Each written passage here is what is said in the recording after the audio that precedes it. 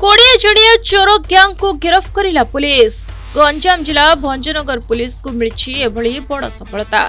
अपराधिक कार्यकलाप लिप्त थिबा 20 जणिया चोर ग्यांग गिरफ्त होछंती। नकली नंबर प्लेट निर्माण करी बिक्री अभियोग रे एही गिरफ्तारी होईची।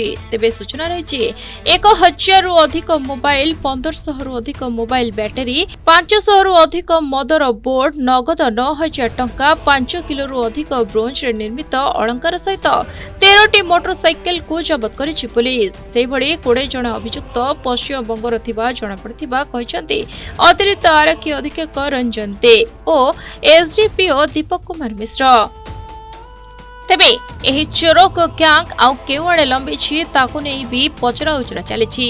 20 जनक सहित आउ केउ माने अछंती जड़ित सेति पई एबे तनागना करूछि पुलिस।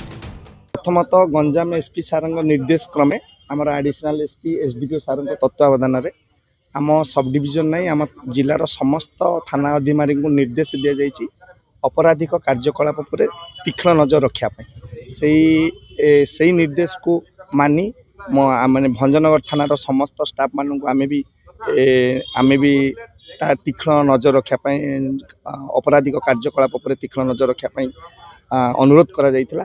एवं गतकाली सकाळे एसआई समीर सेठी तांको सहित हाबिलदार राउत बाबू, गजेंद्र स्वाई, आमर संतोष नायक और अन्य जो स्टाफ अच्छा मैंने समस्ते आम संतोष अक्षय मैंने समस्ते गोटे ग्रुप ये दिन पेट्रोलिंग करुला बेले खबर पाइले जे बाटा गली रे गोटे घरे 7 जन संदिग्ध लोक अच्छा जो मान पाखे किसी चोरा सामग्री अच्छी जेहेतु घर सर्च करने को पड़ो तेणु जड़े एग्जीक्यूटिव मजिस्ट्रेट निहाती दरकार हेबारु सब कलेक्टर सार को रिक्वेस्ट करथिले आमर रिक्वेस्ट रक्षा करी एग्जीक्यूटिव मजिस्ट्रेट अन्य साक्षी मान उपस्थित से घर तलाशी नेबारे से निकटू मोबाइल, मदरबोर्ड, बैटरी, किसी अलंकार एवं fake forgery card, fake number plate मिलता।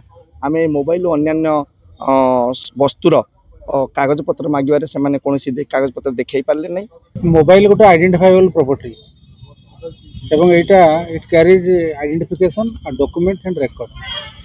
तेणु आज जो भंजनगर थाना जो 21 जणिया गैंग धरा पड़ी पाखर 1000 रु ऊर्ध्व स्मार्टफोन, 1000 रु ऊर्ध्व 1200 रु ऊर्ध्व बैटेरी और 500 पखापाखि मदरबोर्ड जबत होती टैबलेट ये सब जबत होती। तो मोबाइलटा गोटे सेंसिटिव जिनस यहाँ एमती ट्रांसफरेबल नुह तेणुक एगुड़ा आपातत स्टोलेन प्रॉपर्टी बोली जना पड़ुची। तेणु से संक्रांत आम मकदमा रुज कर कोर्ट फरवर्ड करा। खूब जल्दी सेमानंकु भी धरिबा नै मिलिछि सूचना। गंजामरू अमरेंद्र कुमार पटनायक रिपोर्ट, प्रतिदिन टीवी।